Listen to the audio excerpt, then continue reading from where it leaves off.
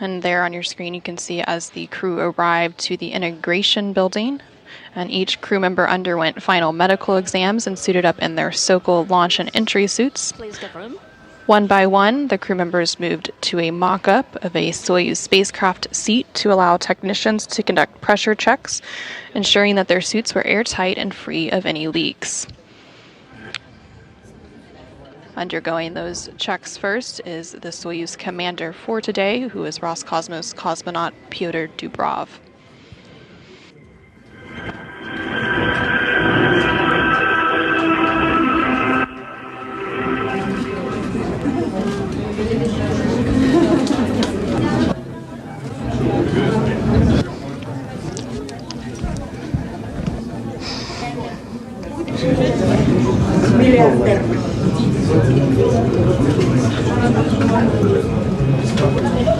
Oh, it's the fingertip. We're back over here.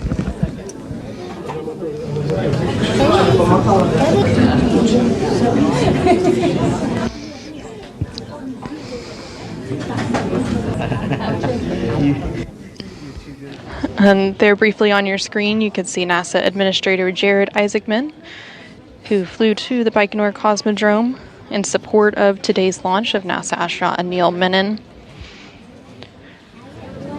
While they were in the integration building, family members and invited guests looked on across a protective pane of glass to maintain that quarantine, and that suit-up was completed a little over 5 hours prior to launch.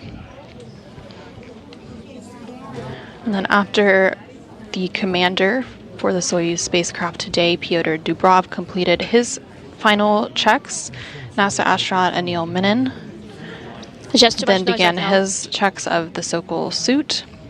Again, they move into a mock-up of the Soyuz spacecraft, which allows the technicians there to conduct pressure checks and ensure that their suits are airtight and free of any leaks.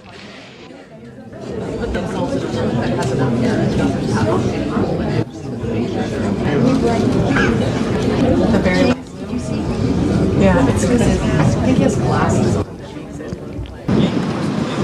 Waved goodbye to well. There you can see as the Soyuz MS-29 crew arrived at the launch complex. Leading the crew is Roscosmos cosmonaut Pyotr Dubrov, and NASA astronaut Anil Menon is flanked to his right, with Roscosmos cosmonaut Anna Kikina to his right.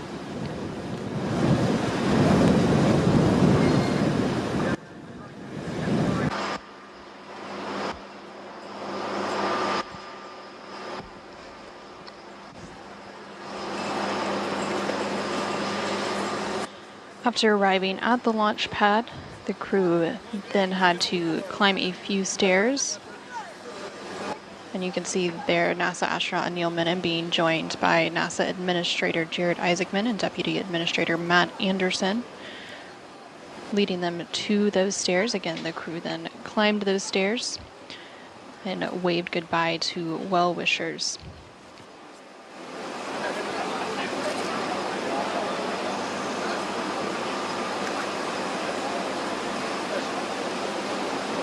At the top of those stairs is Roscosmos cosmonaut Anna Kikina, and then NASA astronaut Anil Menon, and at the base is the Soyuz commander, who is Roscosmos cosmonaut Pyotr Dubrov, again waving a final goodbye as they prepare to board their launch vehicle. Again, this video being captured several hours ago. Thank you.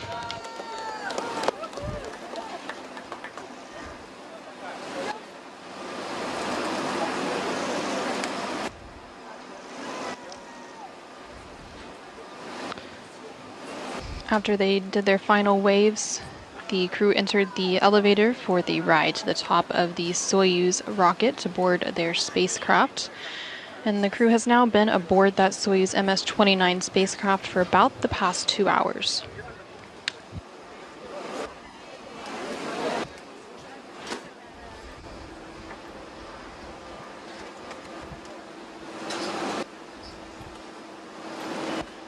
The crew has a 2 origins director Fahrenheit. Following their approximately 8-minute ride, 8-minute and 50-second ride to orbit. The crew will then have a 2-orbit, 3-hour chase to the space station ahead of a dock. Crew on board the Soyuz MS-29 spacecraft is go for today's launch. The launch command has been. We are now off.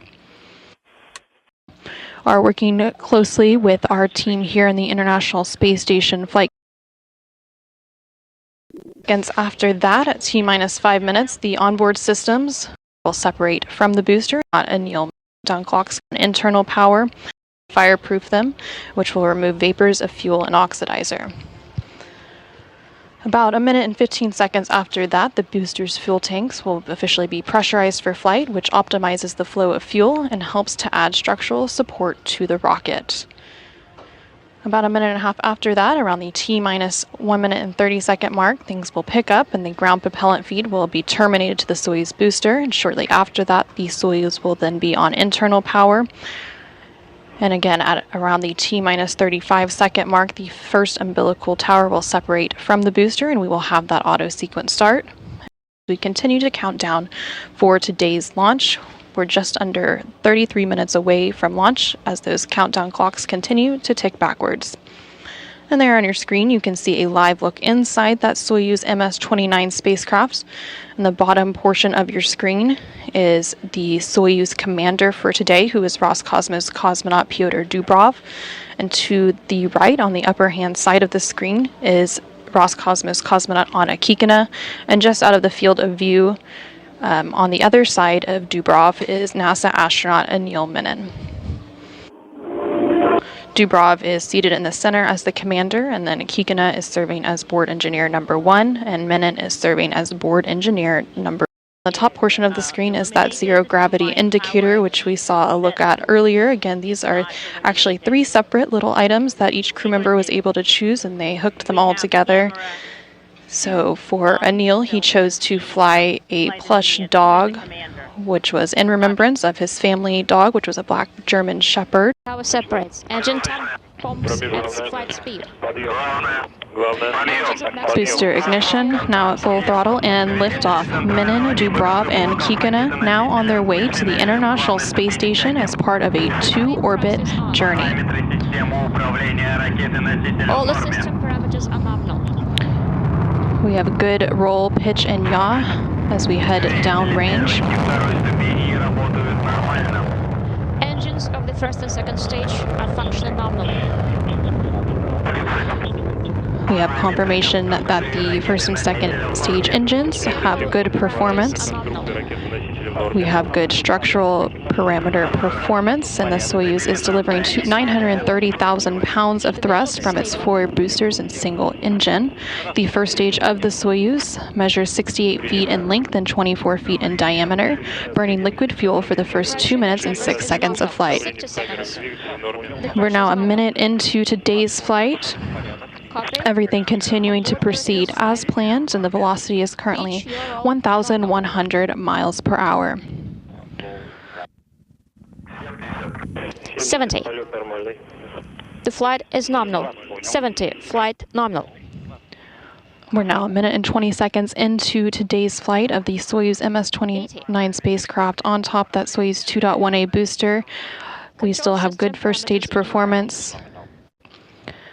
Ready to 90. report the exact launch time. Remote or First and second stage engines stable. 17 hours, 47 minutes, 43 The pressure is 1511, 1429. Copy. We're now 1 minute and 54 seconds into today's flight, so the escape tower has been jettisoned. And momentarily, the 4 strap-on boosters have been jettisoned, and these have completed their job and have dropped away at an altitude of 28 statute miles. The Soyuz is now traveling at about 3,350 miles an hour, and there you can see on your screen as those 4 strap-on boosters were jettisoned. The pressure is nominal. Again, everything continuing to proceed as planned. We are receiving good reports of the structural performance of the Soyuz as it continues its ride uphill.